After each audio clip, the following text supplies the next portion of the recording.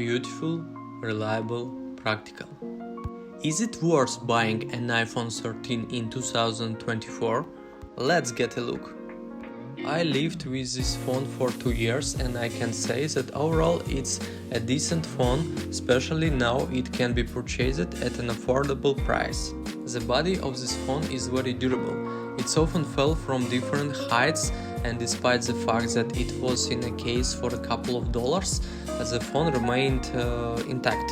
The phone shoots video in excellent quality with good stabilization and in 10-bit color. Of course, on each video there is excessive sharpness, but where is it not now? The battery lasts for a whole day of use with Wi-Fi and social networks. But if you use a mobile internet network, the battery will be used up quickly, especially when using 5G internet. By the way, when using 5G, the phone gets very hot, which is not good for the battery. The phone supports eSIM and it can connect to the network everywhere, and there have never been any problems with communication. The phone has excellent loud and clear speakers. The sound is clear and I often use it as a sound speaker. Now let's talk about the most important things about disadvantages. A year later the charging connector became loose. I had a hard time finding a wire with thick lighting and now I only use it. I always handle my phone very carefully, so this is the first time this has happened to me. All my phones have never had such problems before. No other wires other than these are now suitable at all. I can't even connect my favorite wired headphones here. I use wireless Huawei FreeBuds, which connect to it every other time. It has a small keyboard.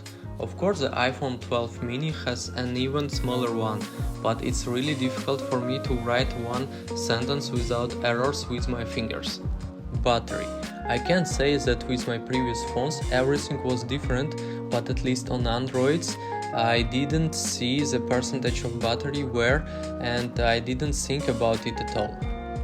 And on Apple you could always see the battery status. As you can see, after 2 years the battery capacity decreased by only 10%, but still this cannot but upset. Did you think that's all? No, of course not all people notice this problem. Maybe I'm being picky, but I don't like how the latest phone models oversharp the image. They highlight the boundaries of objects in photographs so strongly and artificially so you can hurt your eyes. You also cannot turn off HDR when taking photos, and the orange color when shooting landscapes looks simply disgusting. But the biggest problem with old iPhones is this: all iPhones require updates. If you stop updating iOS on your iPhone, it will gradually turn into a brick.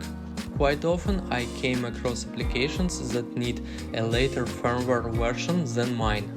But I think you all know that frequent firmware updates will also turn your phone into a brick, because it will gradually begin to lag and its battery will be deteriorate. So it's a vicious circle of Apple. Now decide for yourself whether it's worth buying this phone in 2024 or whether you should look at other models. In general, if you liked this video, give it a thumbs up, and in the meantime I will go work on another video. Thank you for your attention.